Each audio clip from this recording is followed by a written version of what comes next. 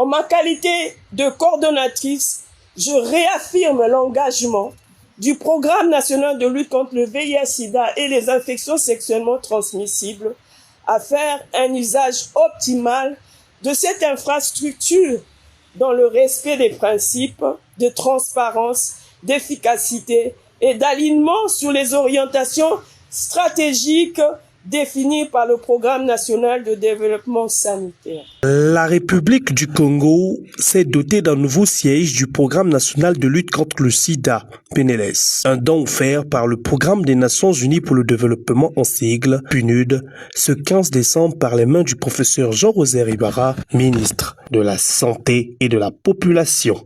Les locaux que nous réceptionnons aujourd'hui constituent bien qu'une infrastructure. Ils représentent un outil stratégique au service de la coordination, de la planification, du suivi et de l'évaluation des interventions de lutte contre le VIH-Sida.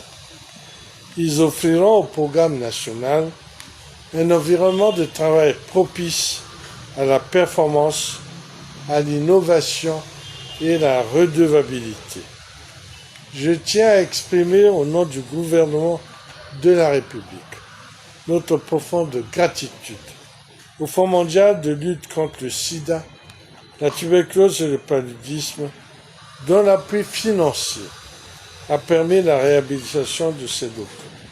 La réception de ces locaux nous engage collectivement. Aussi, je vous exhorte à une gestion rigoureuse, à une utilisation optimale des infrastructures mises à la disposition et des résultats mesurables dans la lutte contre le VIH-Sida. Cet édifice, réhabilité à hauteur de 186 millions d'euros, traduit la volonté affirmée des Nations Unies de lutter contre le VIH-Sida. Ce bâtiment répondant aux normes environnementales, il s'étend sur 400 mètres carrés avec 23 pièces. Le présent ouvrage que nous avons l'insigne honneur et le plaisir d'inaugurer aujourd'hui magnifie donc le leadership du gouvernement dans le renforcement du secteur de la santé en République du Congo, traduisant la volonté affirmée de lutter contre le VIH-Sida en tant que symbole d'espoir et d'engagement. L'éradication de l'épidémie d'ici 2030 est un objectif ambitieux, c'est vrai, mais il est réalisable avec des infrastructures solides et un engagement sans faille.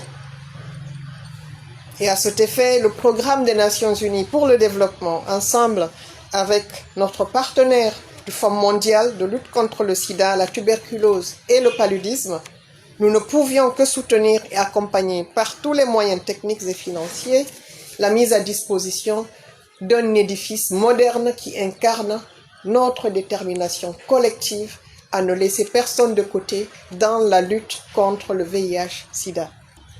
Le présent édifice, je le rappelle, s'ajoute également à un lot de 20 entrepôts de districts qui ont été réhabilités ou qui sont en chantier pour faciliter l'accès aux médicaments dans les 15 départements de la République du Congo. Ce siège, doté en ce mois de décembre dédié à la lutte contre le VIH-Sida, suit son processus de lutte.